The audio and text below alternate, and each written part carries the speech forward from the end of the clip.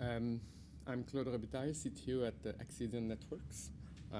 We're a company that started 11 years ago with the concept of assuring the performance of networks in general.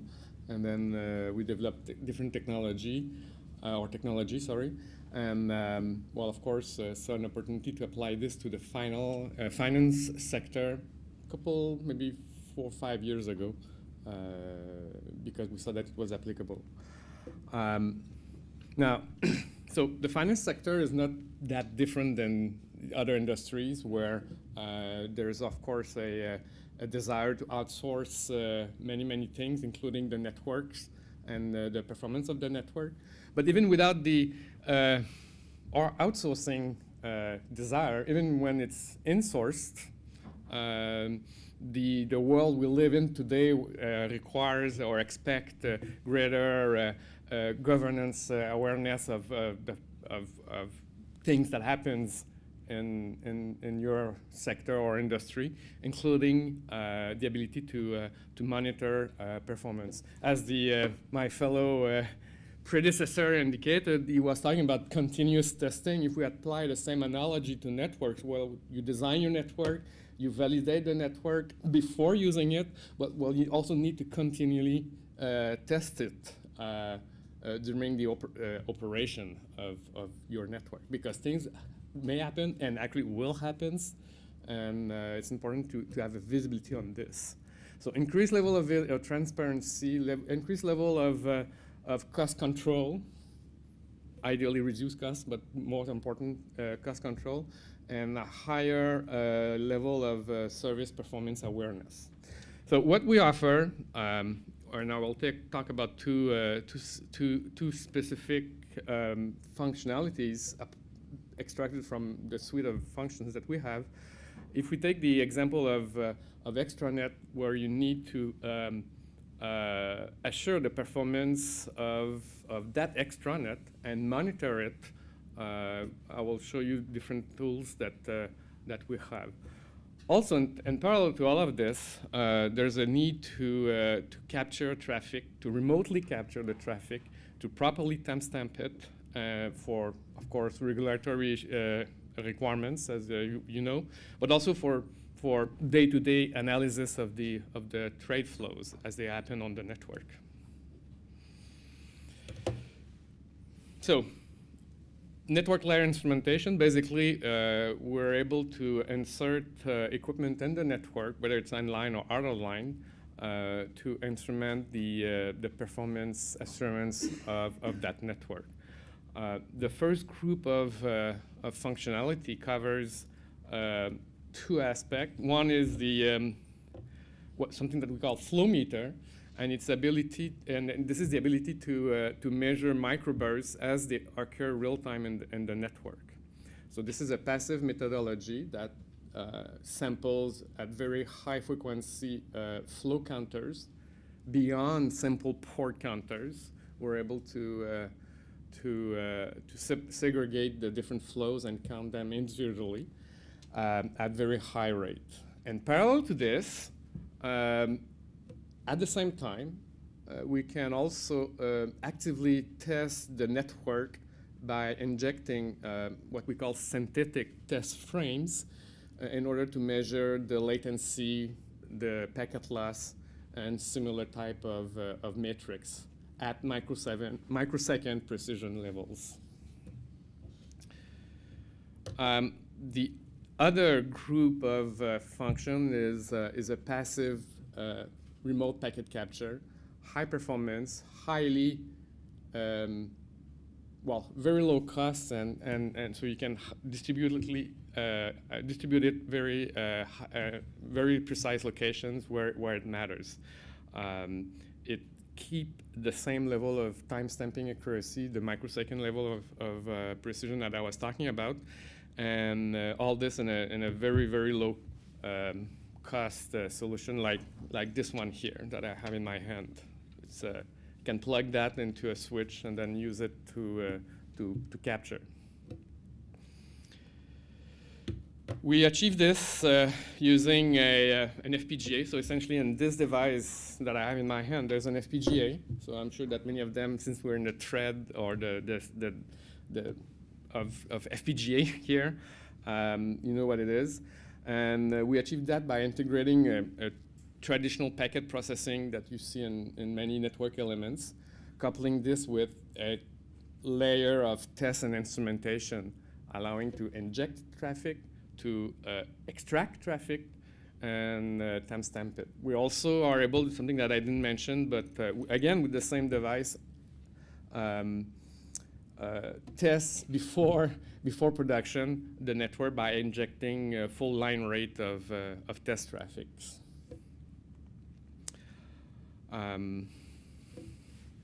Yeah, so nothing. So if we talk about, earlier it was mentioned something called flow meter. That's the microburst detection function that we have. So with low latency requirement that this industry has, there's a need to understand if it happens in reality, if the low latency, depending on congestion, will not be impaired in reality.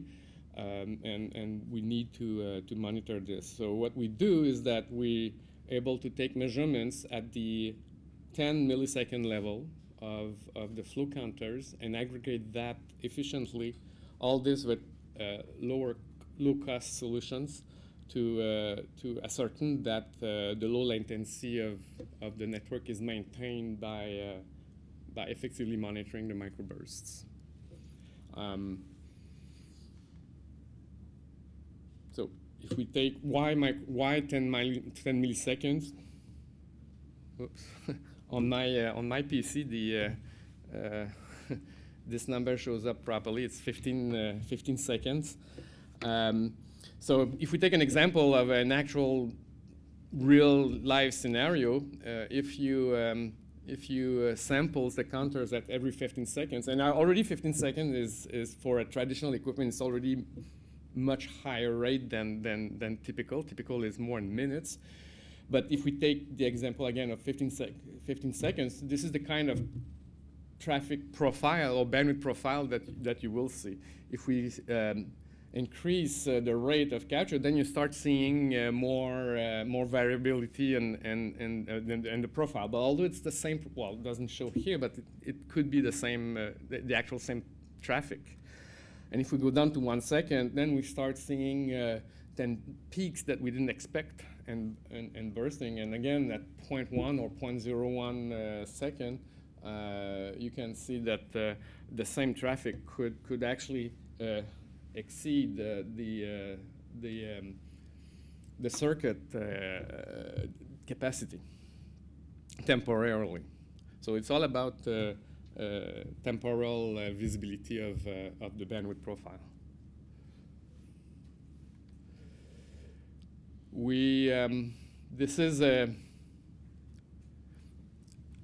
We currently use this. The black boxes here are depicting our product called DFS. This is currently being deployed in real production network at approximately 10,000 locations today. That happens over the, I think, 2 or 3 years ago. It took maybe a year to deploy those numbers, but those are real life, and those slides were extracted from real life scenarios or activities.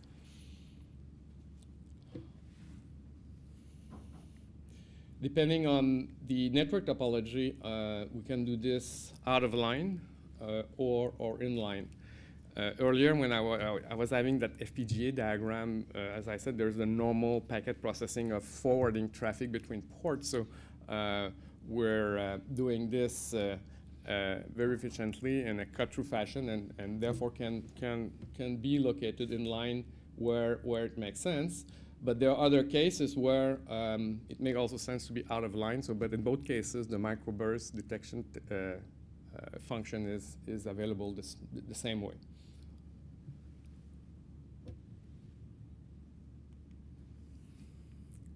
distributed packet capture, so what we call the flow broker. If we step back a little bit, the requirement for timestamping does not necessarily mean that you need to timestamp the actual packet, because what you need to timestamp is the effect of it. However, doing this at the software level, we believe that it's not very efficient, because even if you can make it happen in software and validate through testing that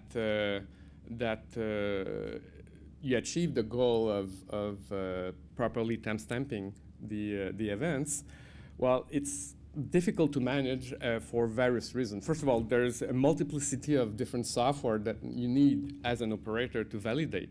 There's also a multiplicity of hardware, because the software would rely on the hardware to provide timestamps. So there's a multiplicity of hardware combination that you also need to validate. And then on top of that, if you consider the whole life cycle of the product, you will have evolution or upgrade of the software, which means that you, as an operator, will need to restart part or completely the process of qualification.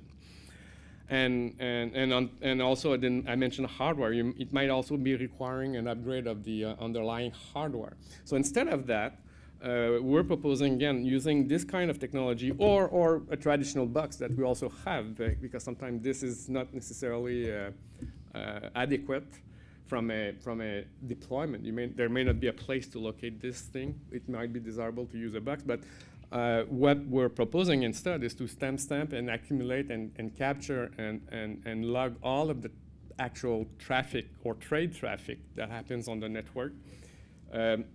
Sorry. And therefore reduce the complexity of achieving MIFID requirements by having a dedicated equipment that can do other stuff, like the stuff I mentioned before, but can also do this with typically this kind of technology has less number of upgrades than software, and you reduce the burden of your network people or compliancy people to achieve this. So this flow broker, if we decompose a little bit what happens, the first step is obviously to classify the packets, to detect the ones that needs to be captured, or the ones that need to be captured in a certain way, and I'll tell you after. The second step, of course, is to, once you have identified the packet to capture, then you take actually the timestamping takes place at the same time as the classification, or as the packet comes in order to guarantee accuracy. But the timestamp is kept alongside the capture packet. The next step is to extract the meaningful data. Sometimes you don't need to see all of the data or accumulate all of the payload. Depending on the application, it may be desirable to only capture the timestamp and the identity of the packet, but not the payload. But it can also be that you capture the whole payload and then transfer the whole payload to what we call the analyzer. Whoops. At the far end. So once you've accumulated those samples, we bundle those in order to transmit those samples to a central analyzer the most efficient way. Typical remote packet capture solutions offered by traditional equipment vendors will not do this bundling, so you will see an actual packet on the network for each individual sample taken, which incurs a much larger overhead than if you actually bundle or aggregate or combine the samples into a lesser number of messages. Then, of course, a transmission takes place, and there's another slide that talks a little bit about this. At the central site, what we call the VCX receive those samples, potentially unbundle them, and send them to external agent for analysis. Okay.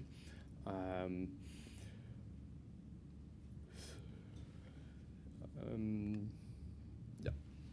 Okay. And on certain circumstances, the overhead incurred could be less than 10%. So I said the transport, we're using TCP to transport the samples because, of course, if we do remote capture, there's, of course, the need to transmit to a central location. And if we lose the samples along the way, that's no good, especially for regulatory compliancy, but also for pure technical aspect of doing assessment I mean, utilize those samples. If you lose them, then it's not good. So we're by using TCP and having enough local memory to buffer the data in the solution, then we assure that the delivery of those samples and making sure that the measurements that the analyzer will do on those samples will not be impaired by those losses.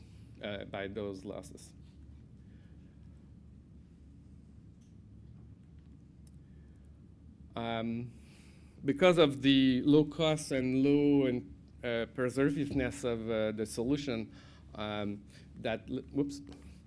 that little logo here, we can locate it at every place and every location and the various venues that it makes sense to have visibility in terms of those packet capture. And same thing for the first thing I was talking about, the performance assurance and measurements, we can also locate them at where it makes sense.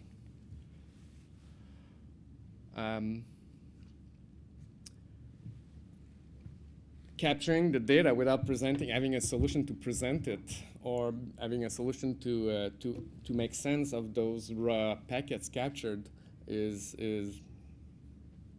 almost useless, I would say. So we also have a solution to combine the different and analyze the packets to report a single flow or report metrics on a group of flows, all that integrated with our solution.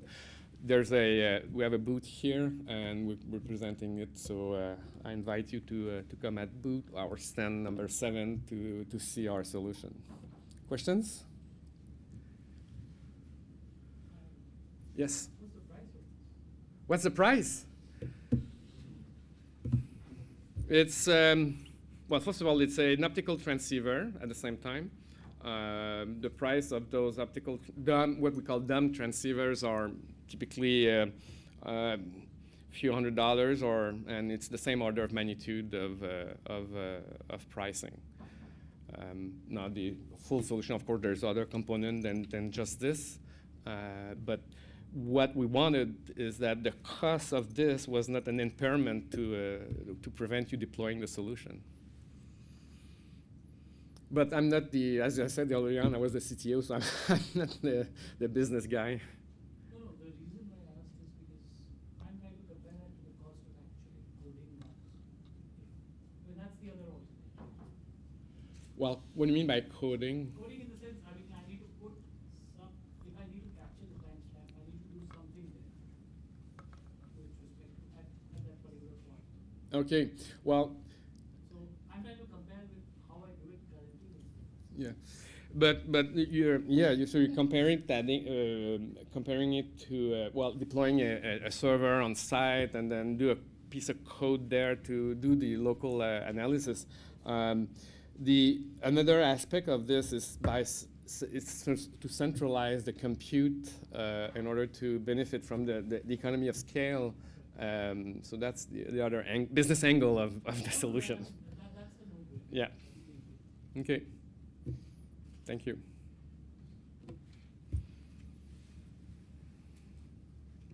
Okay.